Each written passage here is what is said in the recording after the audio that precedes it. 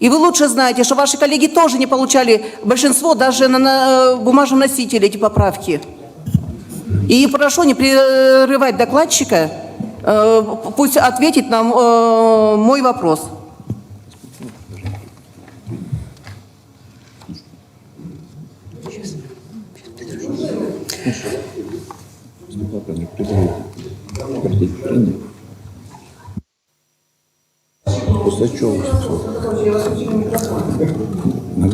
Коллеги, поступило предложение прекратить прения и предоставить слово фракциям.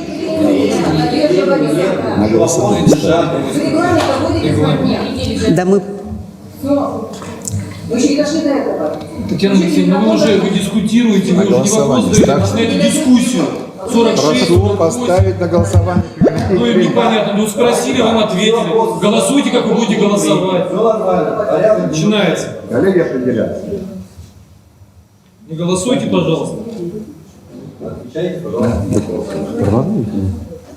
Прошу поставить на голосование. Прекратить прения. Перейти голосование. Предложение же я не знаю. Ставьте на голосование. Ну, хорошо, держитесь. На голосование. Коллеги, поступило предложение прекратить прения и поставить на голосование. У нас еще вопросы к докладчику. Ставлю на голосование. Ставлю на голосование. Ставлю на голосование. Озвучьте предложение. Какое предложение?